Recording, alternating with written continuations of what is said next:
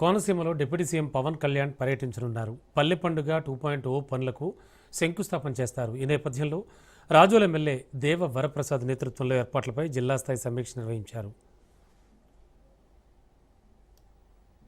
జలవనరుల శాఖ మంత్రివర్యులు కేసినపల్లికి రావటం, ఈ డ్రెడ్జింగ్ ఒక 8.5 కిలోమీటర్ల మేరకు సిల్ట్ తీయాల్సిన అవసరం ఉంది. సుమారు 5 అడుగుల మేర సిల్ట్ తీయాలి.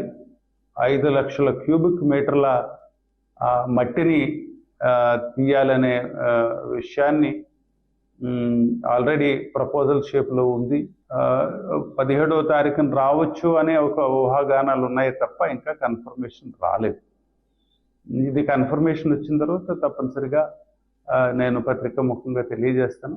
ఈ లోపల కాస్త మేము ప్రిపరేషన్స్ చేసుకుంటా ఉన్నాం. ఎక్కడ దిగితే బాగుంటుంది, హెలిప్యాడ్ ఏదైతే బాగుంటుంది, విజిట్ ఎక్కడ చేస్తే బాగుంటుంది, రైతులతోటి ఇంటరాక్షన్ అయితే ఎలా ఉంటుంది, తర్వాత ఇలాంటి విషయాలన్నీ కూడా మేము ప్రిపేర్ అవుతా ఉన్నాం.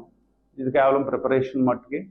ఆయన వస్తున్నాడనే ఆ ప్రోగ్రామ్ షెడ్యూల్ కన్ఫర్మ్ అయిన తర్వాత తప్పనిసరిగా పత్రికా ముఖ్యంగా నేను తెలియజేస్తాను.